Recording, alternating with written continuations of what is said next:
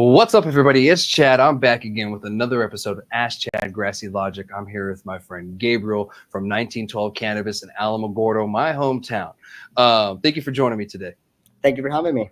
Of course, man. Of course.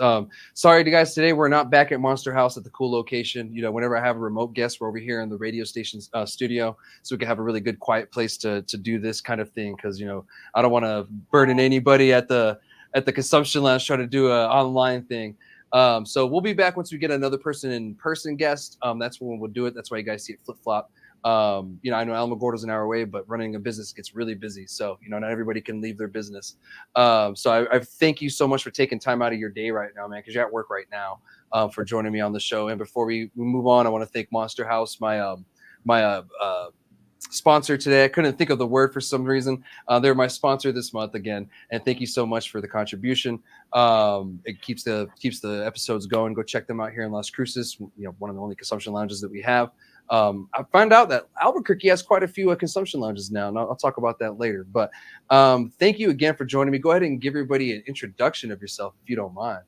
Hi, so my name is Gabriel. I am one of the owners over here at 1912 Cannabis Company, which is a local shop. We've been open for a couple of years, always growing, Heck yeah. You got to keep growing and everything. So how long have you been in the industry? So say about 3 years. We started back in February of 2022, so kind of outfitting the building a little bit, kind of outreaching to other, manufacturers, producers, and getting our foot in the door. So about 3 years is, the time frame of what, 1912 has been in business for. Yeah, that's awesome. And did you have any prior cannabis experience before you decided to open up your own shop? So dabbled a little bit in college, obviously, but not too much. Yeah, not too much in the retail aspect for cannabis. A little bit more background. Like I have a nutrition degree, so I'm about health and stuff like that. So I've been in the health field for about 5-6 years. So transitioning to the marijuana field is kind of what I've been wanting to do for a while, but doing it right, especially with all the research and all the good stuff that comes out of cannabis. Nice. And you come from a nutrition background. Is there going to be any kind of possibility in the future of open up a cannabis restaurant style kind of thing to actually focus on like nutrition too at the same time? See, well, what I wanted to do is more of like the supplement line of things, more supplement shop, maybe like a CBD line of like protein, or maybe more of like joint health, more elderly over here, especially in Alamogordo, because obviously we're retirement place, as well as a military area. So, more health benefits in that sense would make it more beneficial for them, so they don't have to come to, an actual restaurant and stuff like that. Just, outside of the box thinking. Yeah, that's dope. I just kind of asked because I heard the nutrition part. I'm like, well, that's actually pretty cool. I didn't know that, because there's so many people in the industry who have been doing well that come from all different kinds of backgrounds, and they can apply it in different ways if you do it right. And it seems that you've been doing that, and you're passionate as well, with cannabis too. So I come from an IT military background, originally. So we all come from some kind of different background originally, and kind of apply it in a certain way to get where we are. So it's kind of cool to see you do that, on the nutrition side, and you're kind of focusing on the elderly there, because Alamogordo is a retirement home, pretty much a big town retirement home, but it's a retirement city, and there's a lot of old people there. Yeah, you can make it fun for everyone too, At one point, everyone's just going to be selling weed and marijuana, and I think it's about the education that's the important part of it, and that's what it's lacking in the whole industry. Yeah, I agree. That's why this show exists in the first place, is to add another layer of that education, for the not just the consumer, the industry, the patient, for us all in the cannabis industry. And all of us need it. I try to educate myself all the time whenever there's something new, trying to learn as much as I can, talk to different people with different opinions, talk to people with different fields and this and that, and try to really gauge it. So I'm glad that you are. So where did the name 1912 come from then? We all know that's the year New Mexico became a state, but how come you named it? So basically, the reasoning behind 1912, we wanted a more professional name. We wanted to stand out above everyone else, being professional. 1912 being the state of New Mexico, becoming a state. So they're the pioneers kind of in that instance. So we kind of wanted to follow in their shoes, in the right way. Like I said, education and good product for medicinal customers, recreational customers, just every customer that comes in, basically. Nice. And I like that. And I try to tell people all the time, right now, especially, it's a good idea to not have cannabis in your name whatsoever. Right. Not just for legal reasons, but for many reasons, advertising reasons, dealing with contractors. They hear the word cannabis or marijuana, and all of a sudden that price goes up 700%. They're like our hands are tied. We can't do anything with that. Yeah. Or they can't help you at all, or, something like that. Or you get into a place, you want to rent it, and, you have cannabis in the name. That landlord's like, oh, you're going to pay a premium now. Yeah. So, you kind of don't do yourself a favor. But, people like you that do it, I love that. Cannabis is there, but 1912 is the focus of it. Right. I told actually a buddy from Alamogordo called me the other day. And he was asking me where to go. And I was like, oh shit, I haven't really been in the market in a while. I was like, I have been to a few places, like try 1912. And I didn't call it 1912 Cannabis Company. I just called it 1912 because there's nowhere else in the city other than probably an address that's called 1912. 1912. Yeah. And it's we want to make it easy for everyone too, because remembering a number is a lot easier than remembering a random name, because there's a bunch of random names out there. Some being close to each other, and just some being just I wouldn't say weird, but unique. Yeah, it's a combination of numbers that pretty much all New Mexicans can remember and know for the most part. The year we became a state. It's kind of like using your last four of your social security number as a PIN, which you shouldn't do by any means. But a lot of people have done that. It's kind of like doing that. It's just really easy to remember. Right. And there's a reason why you shouldn't do it, because it is too easy to remember for everybody. You can use 1912 as your PIN. You're fine with that. Right? Something like that. 1912 is a good year, I guess. But yeah, well, that's cool, man. I like the fact that you really embrace that, and it actually, it adds more New Mexicanness to it. Exactly. There's some places Zia this, in town. Actually, there's Roadrunner. The homie Dabro, he runs that one. You have the other places that are New Mexico named. This one just takes a different route. There's just numbers, and then just with the number, you know exactly what they're talking about. And now add the cannabis layer to it, and you're in Alamogordo. Oh, it's a dispensary. Not just a year. So it's actually really cool, and I like that. And I went there one time with my father. I took my cousin was in town, and someone else was in town with them. His first time in the dispensary ever, and so I went there, and I really liked the layout. At the time, I think the wood was newer, so you had that new wood smell to it, and I love the wood smell. Yeah, my business partner actually made those. He's a crafty man. You were telling me, at the time that they're handmade, and I was like, that's why I can smell it. I like that. I like that fresh smell, and the cool thing about it is when you walk into a dispensary, I love the smell of weed, but that's the only thing you get. When you go into a dispensary and you get a different scent, it's kind of like, whoa, what's that? Oh, that's kind of cool. You want to make it feel more homey, like when you walk into your house, it doesn't just smell like weed. It smells a little fresh, and then you go freshen it up a little bit more with some weed. Yeah, exactly. It's like, oh, okay, this is like, a nice little forest or something in here, so it's kind of nice in there. It's really wide open. Like some subtle designs here and there that really make it stand out, and versus other places. It's not dark, very lit up. So. Yeah, we wanted to do it that way. We actually based our dispensary off of a California dispensary. So before we actually opened this up, me and my business partner went around to Arizona, Colorado, California, and we came across a dispensary in California, which, took our breath away, man. It was very inspiring, March and Ash. And we actually got a lot of ideas from them. So, got to thank them for that. And we just additioned it into our own, little spin. So, yeah. Dope. I mean, it's simple, it's easy, especially for the older folks. Since you said, you guys see a lot of older folks, they just want something simple.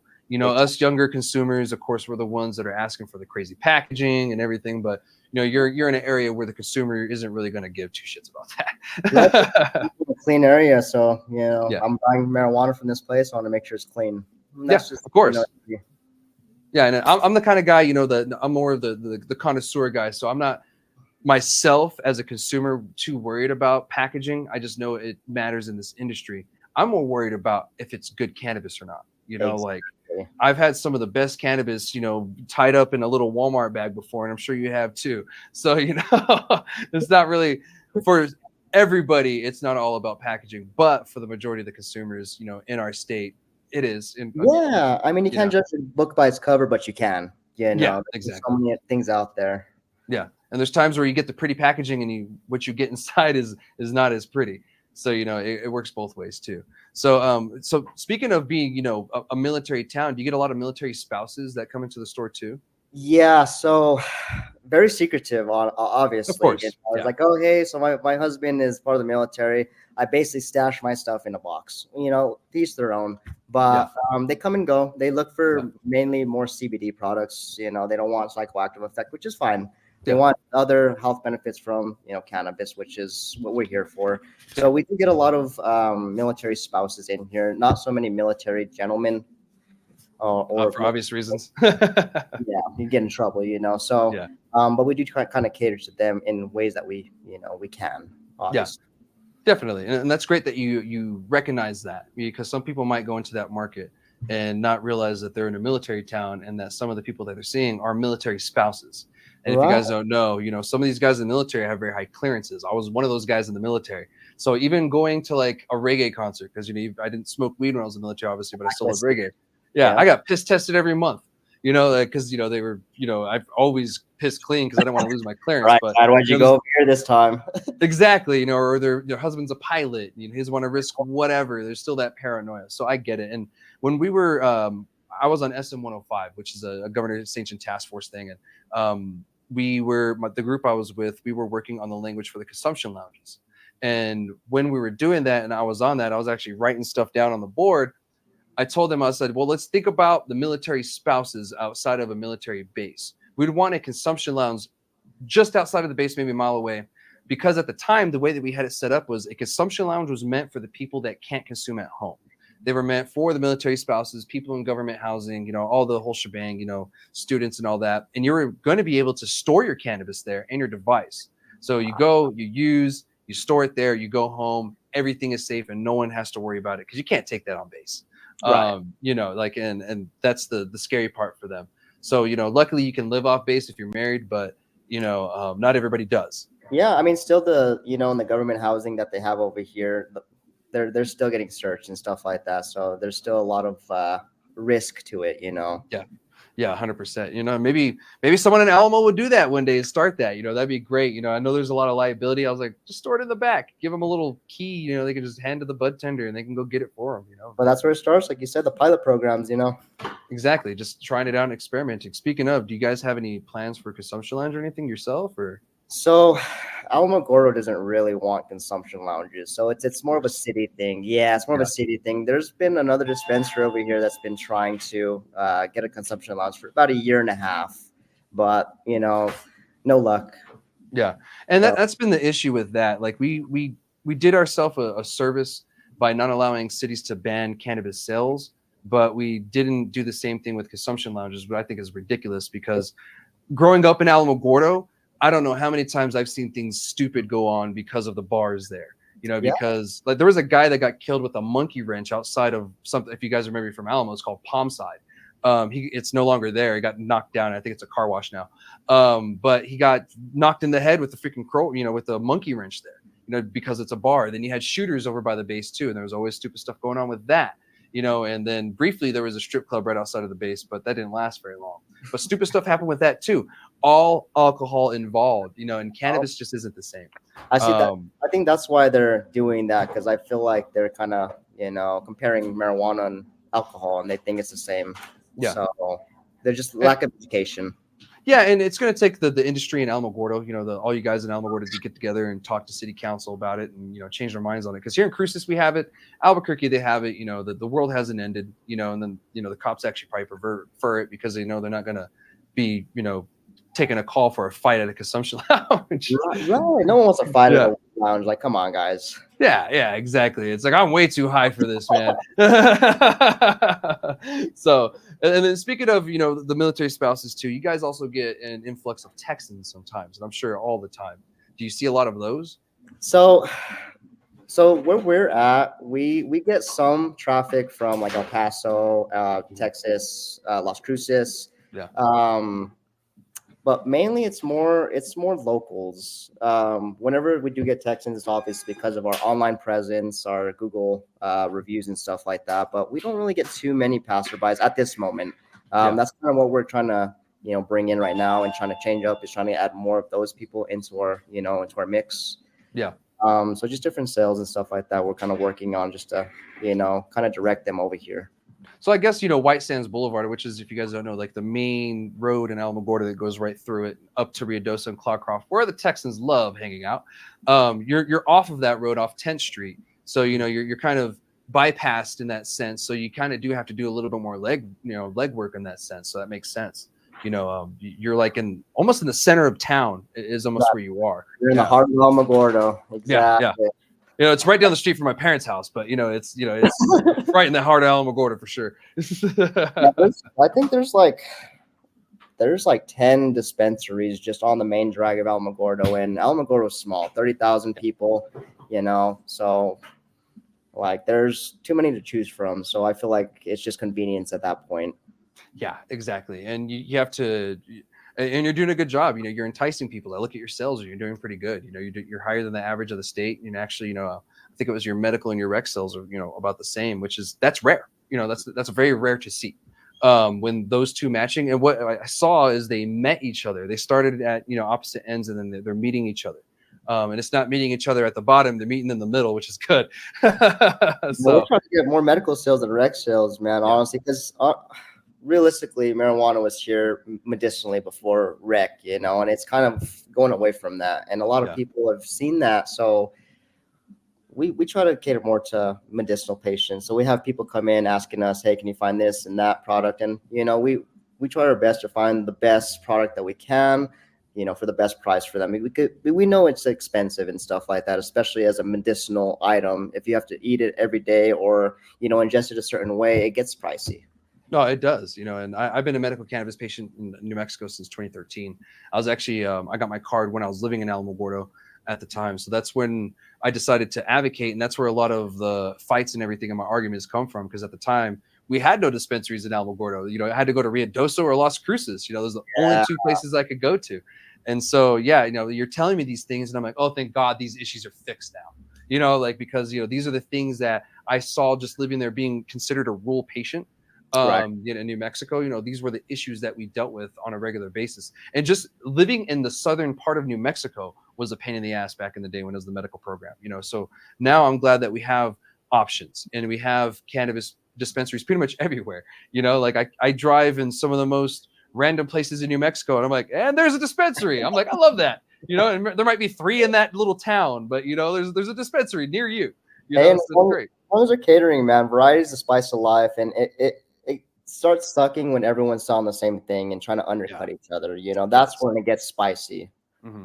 Because speaking of out there, go ahead. Yeah. Keep going. I'm sorry. I mean, there's a lot of product out there, man. Hundreds of producers, manufacturers, so everyone can get a piece of the pie. It's just a little bit greed goes a long way for a lot of these companies, and it kind of messes up the market a little bit. Which, I mean, it's part of the game. Yeah, 100%. And this is a new industry. We're barely going into year 3.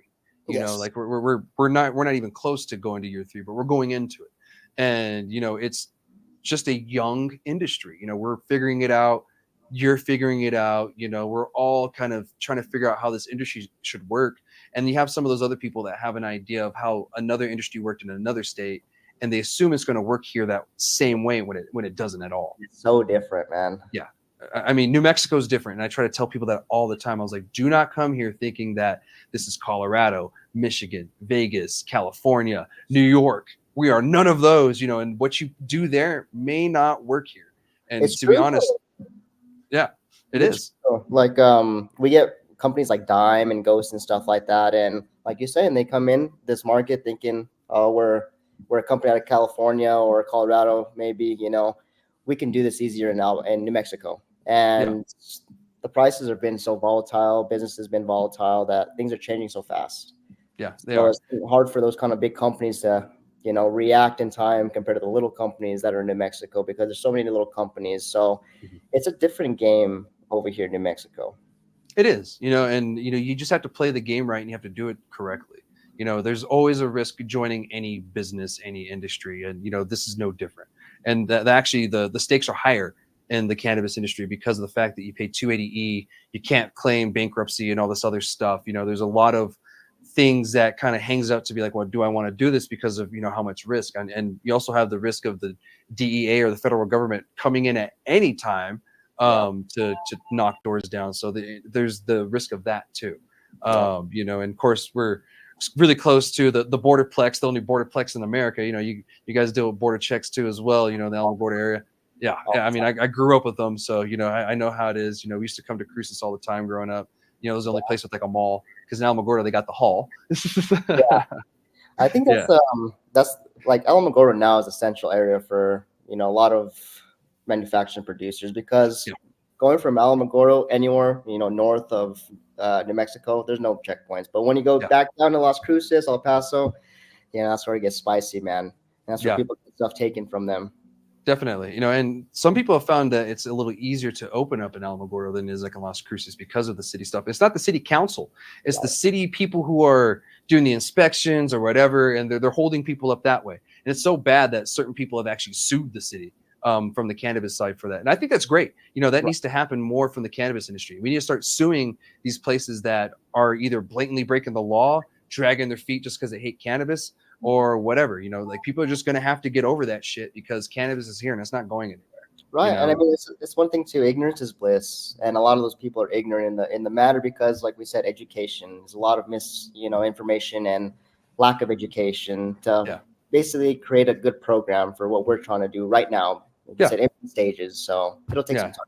Yeah, and if we allow the program and the industry to kind of mature on its own, we'll end up with the best at the end of the day. And already we get crazy compliments from people from other states, even like Colorado and California, saying you guys have great cannabis. Like you guys are knocking it out. You're doing really good. Our hash gets actually really good praises sometimes. Actually, one of the ladies from Puffco, I was talking to her on a Clubhouse a while back, and I mentioned where I was from. She's like, "Oh, you guys got some good hash," and she even stopped the whole room. She said, "Guys, watch out for New Mexico. They got some killer hash, and that's a sleeper state."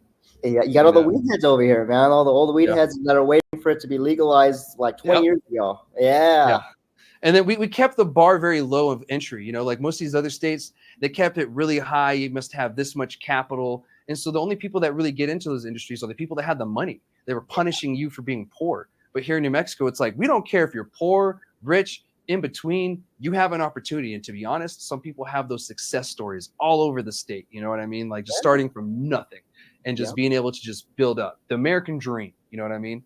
And that's really what we've created here in New Mexico in the cannabis front, is the real American dream of being able to do this. If you do it right, like just like anything, you can make pancakes wrong, so you can mess anything up. The R&D, the research and development. Yeah, 100%. That it goes a long way. And speaking of, how competitive has it really been in the Tularosa Basin?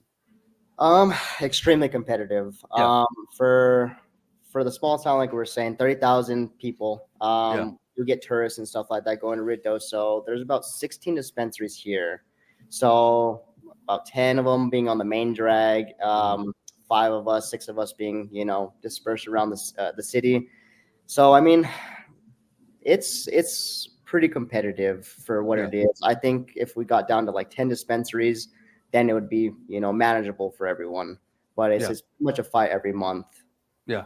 Oh, I'm sure, and that'll change in time. The people that just can't make it, or they just opened up thinking this is something else, they eventually, get out of it. And some people actually get tired. There's the guys that have been in the industry for over a decade, and they're tired. They're going to sell it, and they're ready to move on. So you have that too.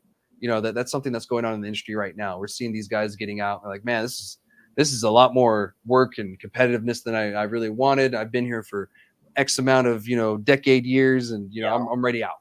I'm ready. I'm deuces. Thank you.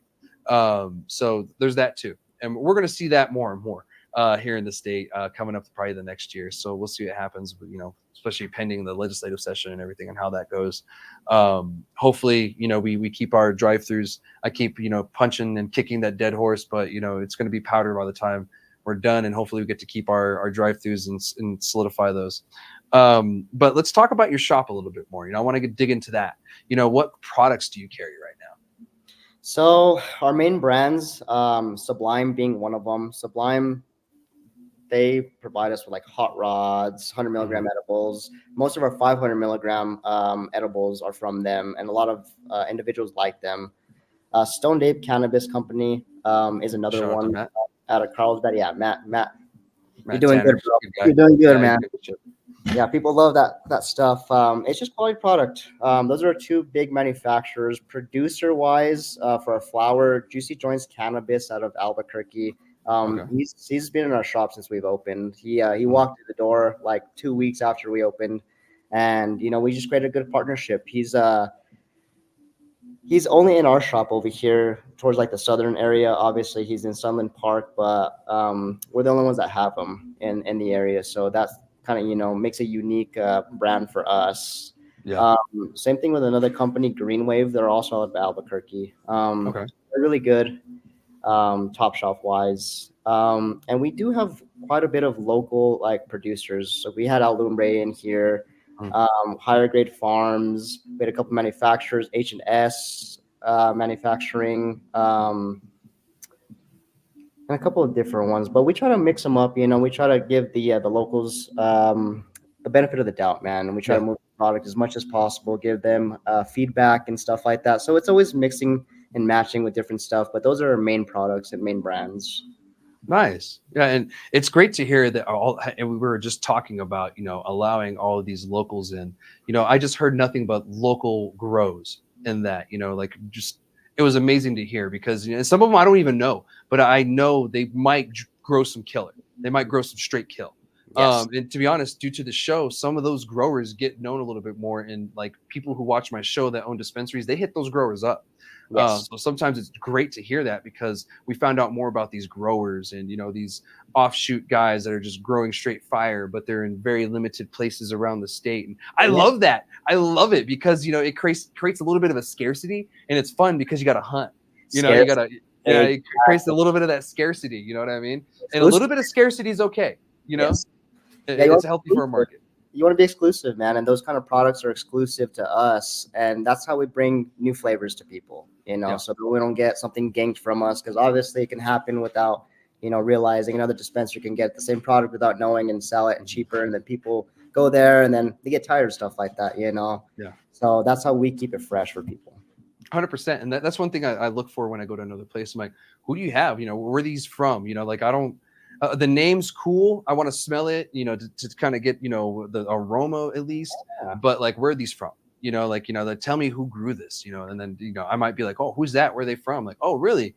And then, they might have some fire, because like there's some shops in the state where they go out of their way to kind of find these offshoot guys. I love that. Present it too, man, because product sells itself, because you can talk about product, but when someone smokes it, that's when they, initially know whether it's good or not, whether they'll come back to the shop. And I think that's a big thing, is the initial encounter. You want to give someone good product so that they don't, not come back to the shop ever again.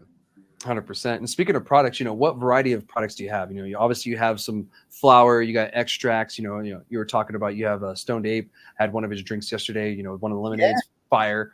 So yeah, what variety of products do you have? So we have everything. So we have flour, we have pre-rolls, we have pre-roll packs, we have live resins, we have cured resins, we have rosins, edibles. We try to get everything. We've even had pretzels in here before. Nice.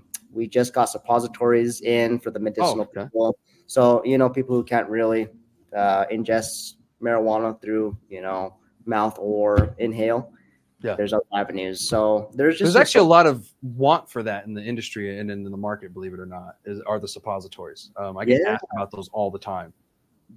Yeah, and like stuff like we've been looking at products like beef jerky and just trying to mix it up for people, because eating gummies, eating chocolates gets old. Same thing with the flour, you got to mix it up. We have infused flour for people who don't want regular flour. We have infused pre-rolls for people who don't want to grind it up. We try to, like I said, cater to every walk of life. Yeah, I mean, it's great to hear you guys got the rosins. If you guys don't know the difference between resin and rosin, rosin is made through the regular bubble hash process of ice, water, heat, pressure, and then the resin is going through the process of the chemical extraction. But if it's live resin, they just took the plant down live, froze it, and then they extracted it later. Just same thing with live rosin. So little education piece for you guys, real quick. And then we even have hash, like you were saying. Shout out to High Mountain Health and Wellness out of Moriarty, Edgewood area. They do a fantastic job with their stuff. Awesome. And I've never heard of them before, so it's great to just hear how many New Mexican locals are really in this game. Like we were used to the medical days where it's like, oh, we got 5 added. Oh, okay, cool. But now it's like, I don't know who these guys are, but they're doing great. When they do, they grow their own flower in soil, then they produce their hash from that, and it's amazing, man. The whole process. They do educational videos on their Instagram. I don't know their Instagram off the top of my head, but education, and I love the educational part that other people are trying to bring. Yeah, send me their Instagram. I'll give them a follow and maybe hit them up for next season or something like that. I love that. Speaking of grow, are you planning of any grows for yourself? So eventually in the future we want to do a grow, but right now it's just a little bit too complicated. Just what we're trying to do, we want to grow the retail shop as much as possible before we go on to anything else, obviously. But once we finish this, we were thinking of doing maybe other retail shops before that, maybe drive through, kind of cater a little bit more to people who can't come out. Yeah. Before any of the grows or any other manufacturing processes, we're looking at those kind of avenues.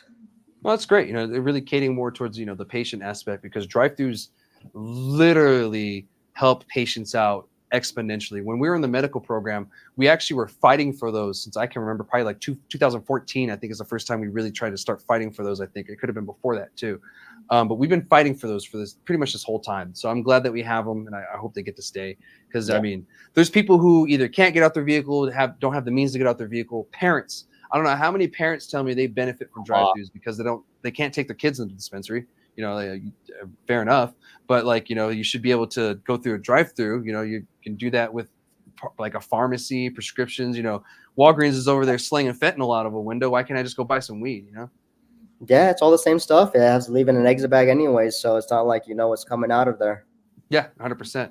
And I was going to ask you this earlier too, and I forgot. Are you guys going to be searching for any of the derma patches, that some people have? I know they're very rare in New Mexico, but you kind of stumble upon them every now and then. Derma patches. That's a good idea. We one of our employees, she uses the lidocaine patches, so that would be something unique for her, because she uses Matt's Stone Ape Salve, the 500 1-to-1. And she said that works a lot better than the ketamine cream that she was using from the pharmacy. So really, she'll be our little guinea pig for that. We'll definitely look for the dermal patches. I think Matt's the person we need to hit up for that one. Yeah. I got to get him on the show. It's hard to get him. He's a busy guy, so I'll get him on next season. There we go. Stone Ape. There you go, man. I love the clothing. I love the clothing line. I always have. He does a great artwork and everything. So yeah, I got to get him on here. But again, this show's about you. I know we keep talking about him. He does an amazing job in the state. Hey, it's what about comes into our dispensary, because we are everyone. 1912 is encompassed with Stone Ape, Mississippi Valley, just everyone that's in our shop. New Mexico brand. It's 1912 is the statehood for the whole state. Exactly. So yeah, definitely. So what are some special deals you want to talk about? Maybe there's something coming up, or maybe you're hosting a little pop-up or something soon. Yeah. So every month on the 10th we do a dime deal. So today's our dime deal. Okay. They usually do a different one every month. Today is buy one get one for $1. We just changed our loyalty program, so point systems are a little bit different. We put more stuff on there to give more people options as to what they want to use their points on, instead of just single items. We're trying to do more vendor deals every month, so things might change, but the one that's set right now is every 10th of the month, which is Dime Day. Awesome. And we always post something on our website, so always look out for that. Awesome. So do you guys have an Instagram or anything too? So we did have an Instagram. It got shut down. We just haven't been able to, recreate a new one. Nice. So right now we're in the works for that. Yeah, it happens. It's common in the industry. I get harassed all the time too. You know, I pay for the Meta Plus, whatever the fuck it is, the verified one, just so they leave me alone. You know, so yeah, I was like, the people are like, "Oh, you're verified." I was like, "I pay for it." So, I didn't even know they had that. Yeah, you pay for verified, and allegedly, you know, they mess with you a lot less. So, you know, maybe give that a shot. You know, put on your other taxes or something. But yeah, you know, that's great that you guys have that deal. You know, there's not many places that do something like that. Some places do like a customer appreciation day. Others might do, you know, today's crazy wax day or whatever the hell it may be.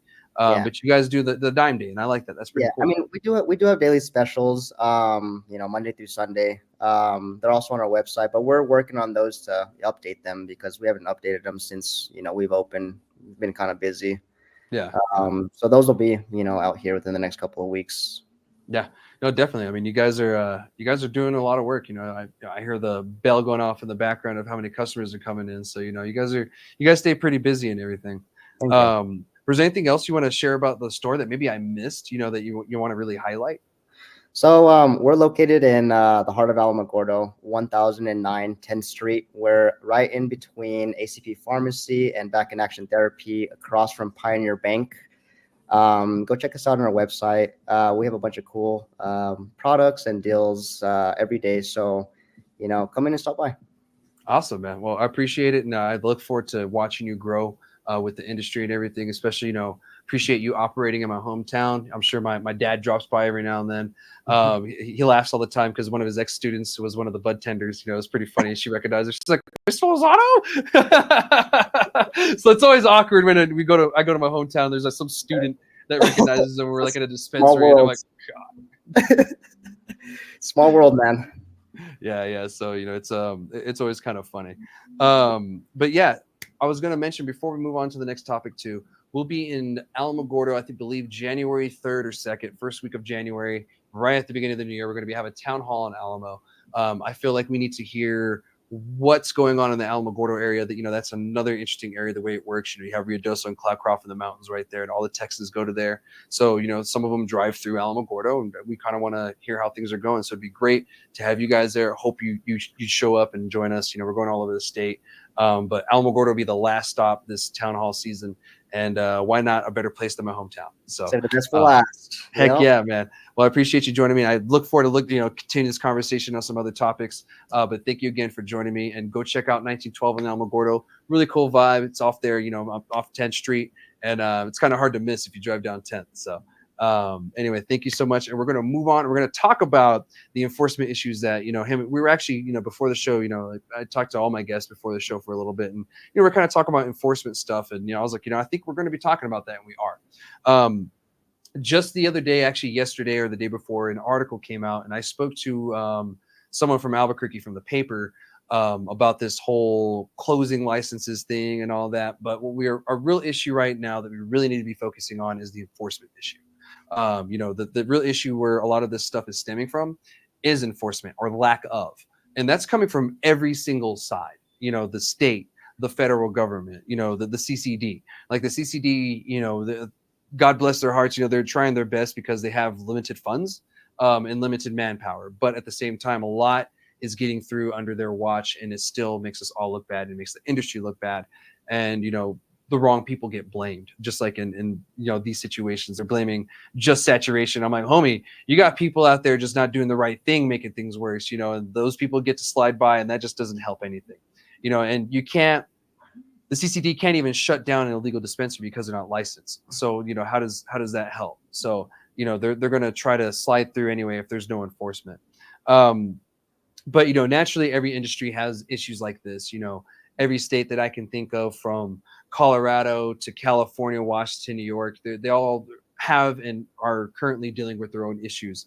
It's just unfortunate that ours tends to be enforcement here in New Mexico. And I say tends to be because that seems to be the issue with most industries in New Mexico, is an enforcement issue of like the rules and laws within those industries. And we're starting to make national news, you know, headlines with it.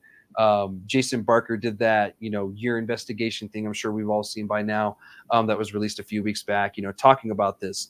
We were in Farmington last week, and we did that town hall.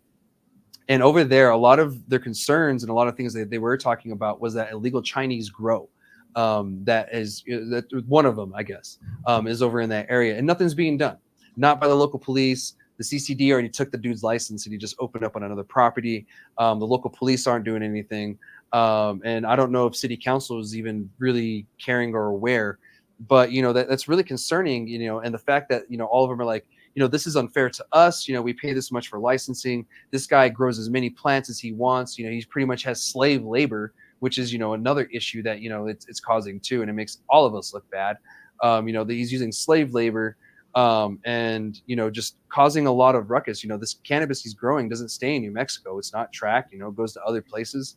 And, and what blows my mind is, we're getting our cannabis seized at the border check, and I get it, federally illegal, but so is that. So, why are we just being harassed as a low hanging fruit? And even the CCD is doing that. They're picking on the low hanging fruit versus going after the places that should be getting shut down and should be getting these fines.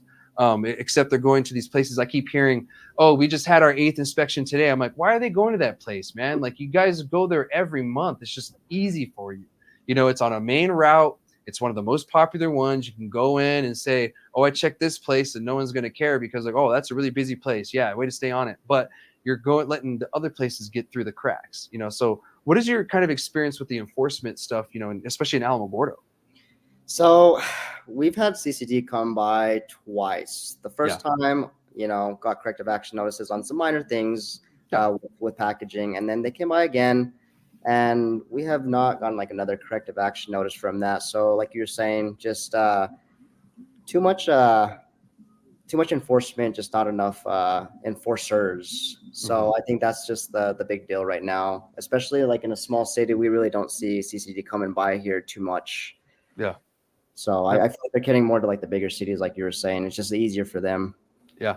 And, it's unfortunate, and another reason, and I've already said it, is, just lack of funding. They can't hire enough people because they just don't have the funding. And I do believe CCD does need funding. I don't believe they need policing power. I believe the police just need to do the police job.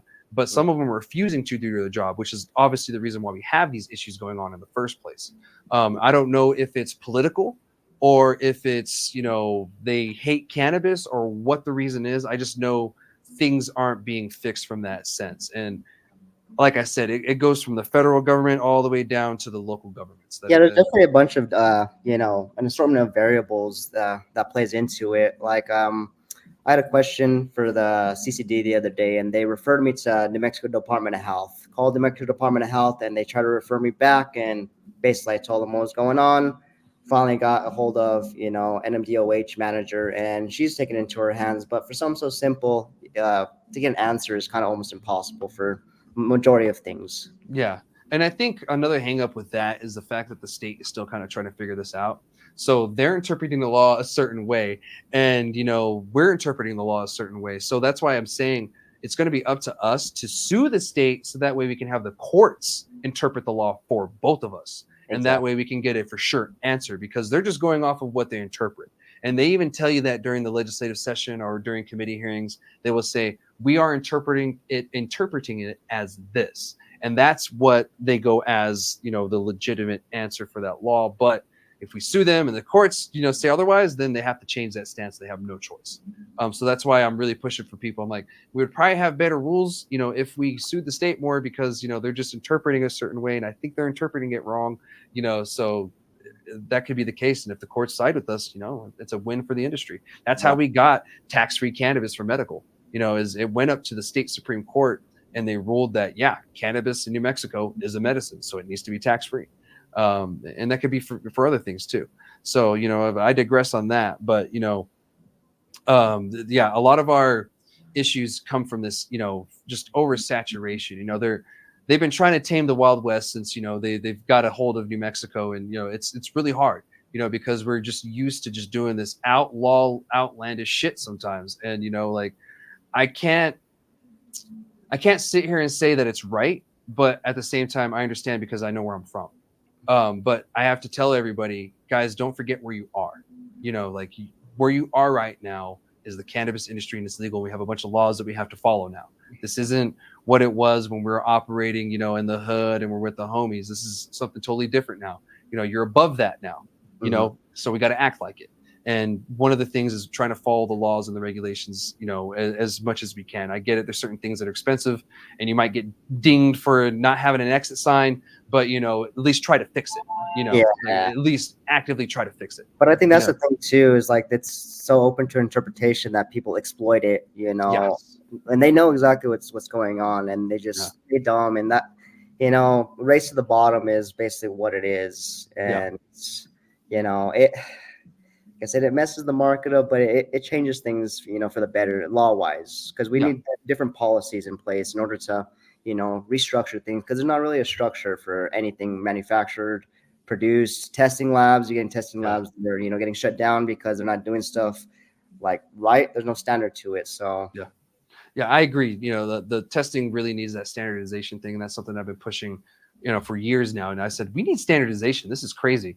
You have one facility using one method, another one using another method, and then you have this other one using some other method with other equipment, and then you're getting all these different numbers from everybody. Like, that's not science, you know, like that is not science, you know, that's just getting numbers because they're paying for it. Too much of a variance, man. You know, you don't know what you're getting at the end of the day. You can be getting a 24% THC, you know, you can be getting 28% THC. And obviously it's not all about THC, but people see those. People are sensory buyers, you know, they see what they want to buy, they smell what they want to buy, they taste what they want to buy. It's just sensory.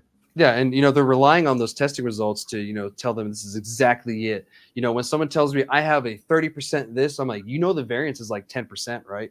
You know, like it could be a 20%, you know, a 19%. There's a variance that's very high still when it comes to testing. So and so that's something that we're going to have to tackle as the industry. And to be honest, every town hall we've done, testing comes up all the time, you know, and you know, the lack of, or the fact that, you know, it's just so wishy-washy that people are getting around regulations. Exactly. You know? And I think like it plays into it. Like when people come and ask, it's sativa, indica hybrid, obviously you have strains that are, you know, 70% this, 30% this, but it's not always going to be that way depending on, you know, how the grower grew it and stuff like that. So those are things that should be on the test as well, based on terpene spreads and stuff like that. Yeah, 100%. You know, and, you know, it's just crazy the fact that we're having these conversations so far in, because, you know, we've only had testing on the medical side since like 2016, and we've had medical since 2007. You know, so it took like 10 years. And then here we are, you know, still dealing with testing issues. And it's all because, you know, a lot of companies would fight against testing. Like, oh, it's going to cost me too much. You know, the consumer is going to have to pay for it, blah, blah, blah. That and the panels, bro, they do different panels, and they should have one panel for everything that's tested, because sometimes they just test THC and cannabinoids. Other ones test CBD, cannabinoids, pesticides. Others do that with terpenes and stuff like that. So you don't know what you're going to get. Oh, 100%. You know, it's all over the place. And I keep telling people that. And, you know, luckily, and I'll even name drop in Argon Labs, you know, that I saw in a post, they're going to be allowing you to test, you know, your products for pesticides for free.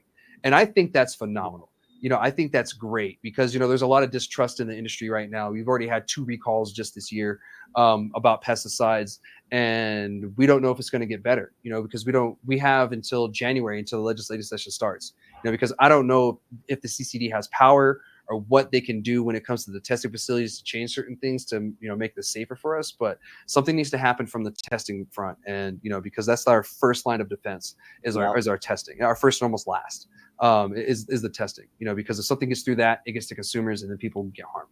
And we don't need that. Yeah, 100%. It's opposite of personal.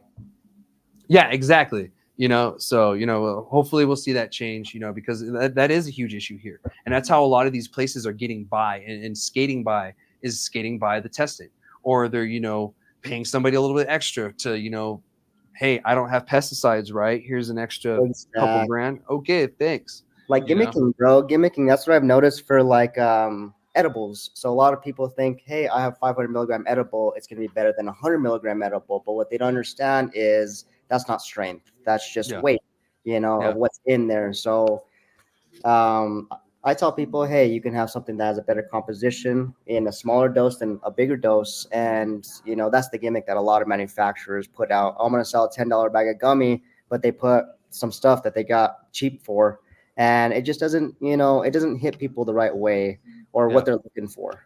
Yeah. People just going out the way, well, let's just go get distillate, and like it's missing, a lot of the other compounds that the cannabis plant has. The spectrum, exactly. Yeah, you have none of the spectrum on it, and that's why I love the rosin products, because it still has all of that. And you put it into an edible, and then it goes into the edible, et cetera, et cetera. So yeah. And that's one thing that is kind of worrying me, is like how honest are some of the people making the edibles.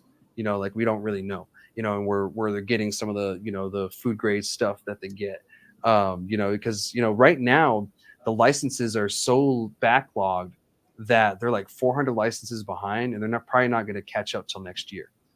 So we're kind of stuck with what we have right now, and I hope those places that are doing that stop and possibly get better, because this right here is actually a little window and look of how it would be if we did close licenses right now.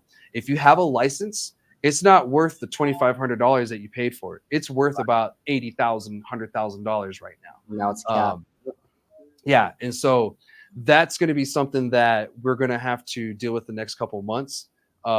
Just be forewarned. It might be a weird time to not buy a license for someone right now because of that. They may charge you exponentially more. By all means, there's no other way you can get a license right now. So some people might be paying way more for the license, and then it's going to go back down. But just so you guys know, things are going to get a little bit weird for the next couple months because of that. We may see places shut down and no one replace it, or a place that has just very few dispensaries, place shuts down, nothing replaces it, and they're stuck with nothing. So, there's that situation. Don't get me wrong. There's certain areas of the state where they do need places to shut down and get out.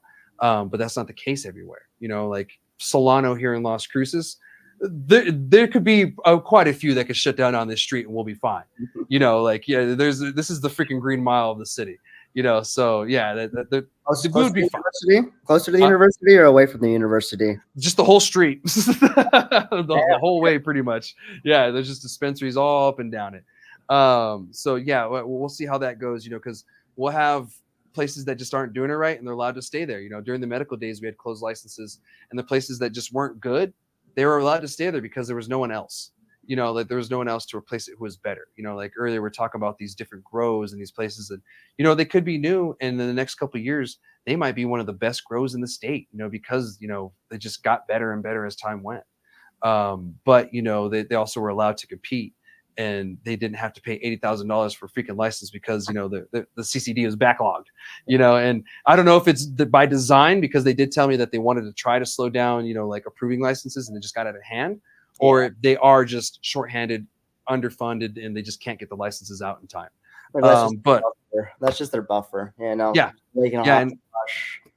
yeah, they are, because even on the renewal side, it's taking like 3 months, 4 months for you to get your renewal. So it's on both sides: the approval for the people just getting the license for the first time, and people for the renewal. So if you guys are watching, it's probably who of you to start that process about 3-4 months before it actually expires. Did they switch that up in the legislation? Because it was like 60 days before it opened up, and then 30 days. So they must have switched it up then. Yeah, and to be honest, like the DOH had a legal obligation to get us our medical cannabis cards in a timely manner. But at the very busiest time of the industry, it was up to 90 days. They were breaking the law left and right. So there's times where that happens and they just don't give a shit, because they're just like, what do you want us to do? And we're like, well, shit, suing you is not really going to fix that problem, is it? I guess this is what it is. Yeah, it is. We just got to deal with it, I guess, or get them more funding come January or something, because, something needs to happen on this front, because there's a lot of things that are just happening. Like I'm saying, being backlogged, lack of enforcement, which comes from a lack of funding, but also comes from the lack of law enforcement not doing their damn job on the federal and state side. So, there's more that comes to this. I'll keep everybody updated, once we get more information on, this front, on really what's going to happen, how we're going to tackle this issue, because, this is a statewide issue. This isn't something that's just happening in Albuquerque, Alamogordo, or Cruces, or, Deming, Silver City, or, Jal. This is a whole state thing. Everywhere has their own kind of niche little issues that, affects them, and, they should be addressed. But, this lack of enforcement thing, that affects all of us. Everywhere. Everybody. I think I've seen an illegal dispensary in pretty much every town that I've been to. Crucis, we were no different. We've had a couple of legal ones here run through and, all that. But, if law enforcement did their job, they'll shut them down because CCD can't do anything if you're not licensed, so that's like the hang up. It's like, dude, they're selling illegal weed. Like, you can get the CCD to confirm they're not licensed. Like, how hard is this? Like, am I missing something? There could be something in the law that needs to change. I feel that law enforcement needs to kind of speak up too, or maybe there's something in law enforcement going on where they don't want to enforce this because, they want it to look like it's failing because they hate cannabis, or maybe it's just that sheriff. I have no clue. Our sheriff in here in Doña Ana, she's actually very pro cannabis. So I don't see that being the case here. Maybe it's just another hang up of maybe there's a certain law that we just need to fix that they can do it, because we had that issue with the background checks, the federal background checks last year that they had to fix this year. Right. And so maybe that's the issue with this. I don't know, but I do know that something needs to happen soon because, things are starting to kind of get a little weird and wonky. And like I said, we're going to go through these, but we got to do the fixes too. Do you have anything else on that matter? Anything on your mind for the conversation? I feel like it's like that everywhere, nationally. Like we're talking about, standards. There's not any standards for, New Mexico cannabis going into Colorado because, like, we have a reciprocal program for medical over here. So if you come from Colorado, you can call New Mexico Department of Health and get a reciprocate medical card. But if you go the opposite and you do New Mexico to Colorado, there is no reciprocal program. So I think there's a lot of things that need to be changed federally as well, in order for the state to be able to have a little bit more, leeway as to what they're trying to do. Because I feel like you were saying earlier, they don't really know what they're, what route they're trying to go to. Yeah. I mean, it shows because we have this hemp industry, it's pretty much the same damn plant. And then we're thinking about going to Schedule 3. It's like, okay, well, now we're going to have the hemp industry, 280E, which is the industry we have right now with REC, and then Schedule 3. So you're going to have 3 different industries controlled by 3 to several more different entities in the federal government, up and down the different governments too. And you're wanting this to go well. And it's the same damn plant, like, you've got to be shitting me. So that's one thing that I hope they fix in the future when it comes to the feds is consolidate this, like, make it more simple. Like, you guys are making this way more complicated than it needs to. I have to, man. Like, I was calling for seeds and immature plants because people want clones in the shop, and I had to call USDA. I had to go through CD, call USDA, and there's 3 different sectors of government right there that aren't going to enforce anything. So it's just like you have to jump through all these hoops, for what? Someone who's going to do it not necessarily legally, but exploiting. Yeah, exactly. And I get it. People, they just want to make their money, but there's a right and a wrong way to do things. I wish people would do it all the right way, but there's a way things are and a way things should be. That's one of the reasons why we have law changes and reg changes and enforcement stuff. It's just unfortunate right now we're going through this, but this is a part of the growing pains that, all industries go through. This just unfortunately has to be our growing pain, is this one right here. And hopefully we can get that fixed at some point. Yes. But what you can do right now as a citizen, as a medical cannabis patient, as a cannabis industry person, as a business owner, is contact all of your representatives, city, state, county, federal, all of them, because this is an issue that goes from the bottom all the way up to that. So you guys need to be contacting your city council, your county people, your state reps, and your state senators, and you also need to contact your federal state reps and your federal state senators. I left a link yesterday for that. I'll see if Gino can get that link as well in the description. And what it is called Find My Legislator. Literally, you put your address in and it tells you exactly who to contact. Sometimes it has a phone number with email and everything there, so you don't have to do much, is what I'm trying to say. It's not like you're going to have to go out searching a lot. A lot of this stuff is done there for you. The state actually makes it pretty easy to find who your legislator is by that app. And it's on the state website. Contact them, give them a call. Your best bet is to probably call, and then email will be your second one. You can follow it up with a letter if you want, but it's going to be quicker if you give them a call. If you call your representatives, please, by all means, be respectful. No one wants to deal and work with an asshole, so don't be that asshole on the phone. I get it. We're frustrated. But at the same time, there is a way to address this issue and be respectful at the same time, while also letting them know that you mean business. There's a right and a wrong way. And please do this the right way, because if not, it's going to just push us back. Be professional, guys. Be professional. Yes, thank you. Keep that professional hat on. I know the legislators do work for us, but no one wants to work for an asshole, so, just keep that in mind. Contact all of them, let them know what's going on, where you're from, the issues and possible ways that it could be fixed, and maybe they can reach out and do it. Keep in mind, again, it only takes 2 people to go from my constituent to my constituents. So it could only take 2 of us in some areas, guys. It doesn't take a lot. So the more that we hit these people up, the more that we're going to make change. We got to put pressure on them, especially those of you in Farmington. You guys need to start hitting up your city council. You need to start hitting up your county commission folks. You need to start hitting up all the state people too, especially you guys dealing with that Chinese farm stuff or anyone else. We need to start putting pressure on these people way before the legislative session so we can get this stuff talked about, and we can get some things figured out on this enforcement side. I'm sure a bunch of us have some ideas, and maybe there's some ideas that can fire back, but this is something that we all do. It's kind of an all hands on deck kind of situation. And I need as many of you to put your advocate hats on. I know some of you hate that word and hate government and hate politics, but this is the industry we join, and you got to fight for it, and you got to get a little political sometimes. So that's all I have for that one. Do you have anything before we move on to our final topic? And I'll keep this one short. No, I think that's it, man. Cool, man. I appreciate it. And thank you for joining me on that conversation, man. A lot of good insights and everything that you brought on there. So thank you so much. But we're going to move on to the last topic, and I'll let y'all out of here. I know we're at an hour, but it's really important because this is all over the news media too. So New Mexico Medical Cannabis Program. I know we were talking about that briefly. We actually just approved female orgasmic disorder. And I know I talked about this months ago, and I believe it's when I had my doctor on.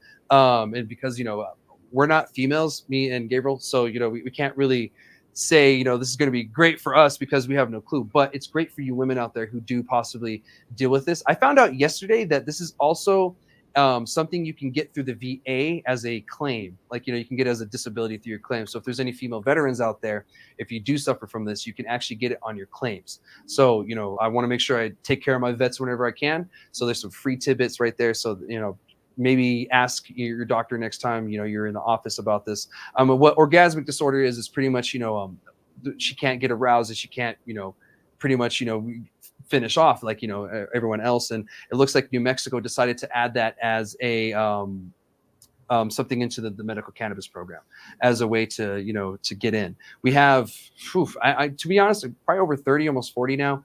When I joined, there was like 10.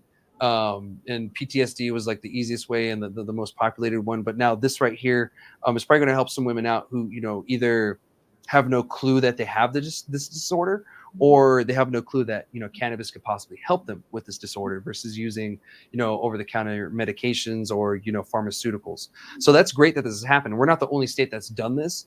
We're joining another state. I think it's Illinois and Connecticut. They have this in the program already. I think they were adding it around the same time as us, but it takes a little bit longer here in New Mexico because we go through the medical board pretty much. There's like a advisory medical board for medical cannabis here in New Mexico, and they control what is on there. They give the recommendations to the DOH, and the DOH approves it or not.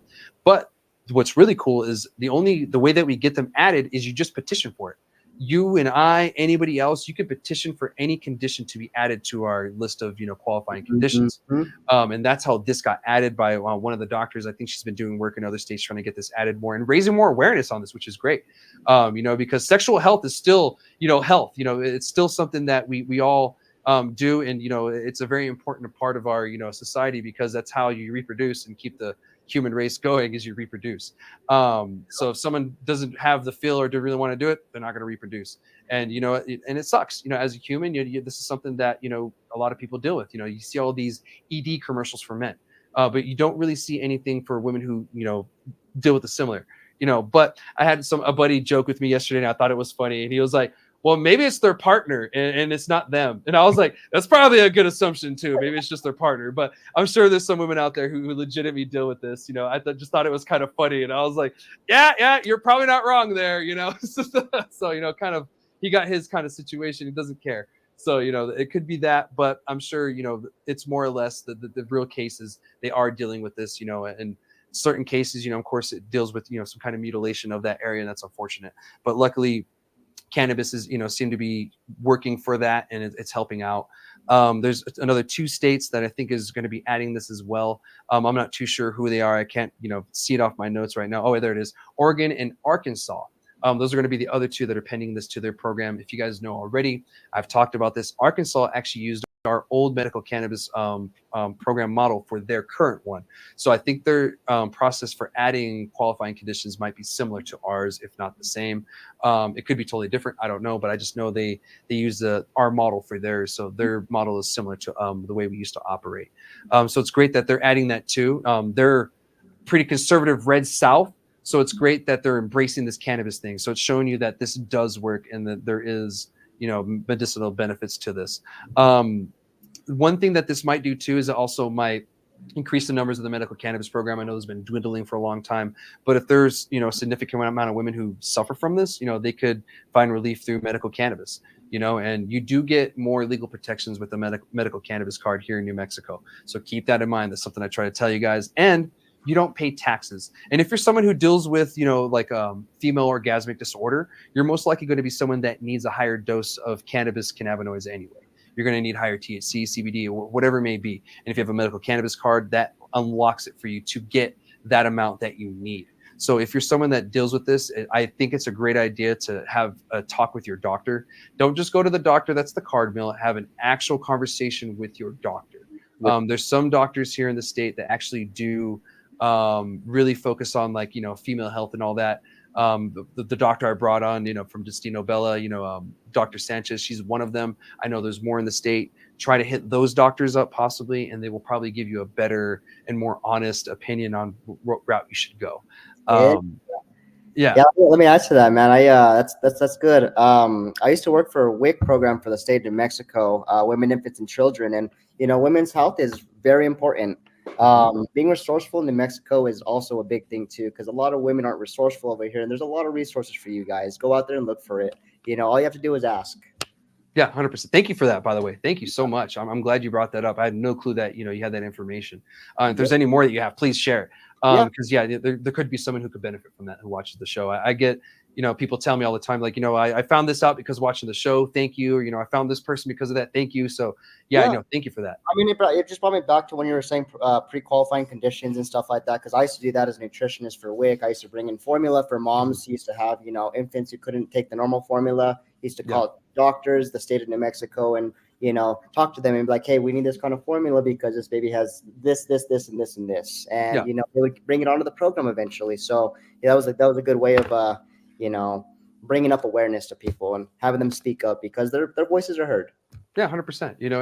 And, people that deal with this, people who can, reach climax normally, they don't think about that. But if you're someone who can't, that must be one of the most frustrating things that you could probably deal with at that time. And, if it's affecting your relationships, your marriage, whatever, I'm sure that's even more, just heartbreaking. So, I'm glad that there's help out there for certain people that may deal with this. So, if you're a woman that deals with this, you now have a little bit more relief here in New Mexico. So I just wanted to put that out there. Let everybody know that we have a new qualifying condition in New Mexico. So we'll see what happens. Maybe they'll add ED. I have no clue. It just makes sense if they do. So we'll see. I found out too that I guess they can use Viagra for women too. So there's that. Yeah, I found that out from my doctor last time. Gino's nodding his head because he remembers that conversation. Yeah, we're both here for that conversation, so I remember that one. But anyway, that's all I have for today, guys. Thank you so much for staying a little bit longer, and thank you so much for joining me today, Gabriel. And congratulations, on the success in Alamogordo. You're proof that it is possible in this crazy market, to do good and to keep fighting and to still provide a top quality experience and products to the patients out there. So I appreciate you, brother. Thank you, man. Just all the work, man. And I'm a true Aggie at heart. So we always fight. Heck yeah, man. And I grew up a Tiger, so that's always in my heart too. So yeah. So anyway, thank you guys, and thank you so much for joining me, and thank you all for watching. We'll be here again next week with another episode of Ask Chad Grassy Logic. Maybe we'll be in the lounge. I don't know. We'll see. All right, guys. Shoots. Thank you, guys. See ya.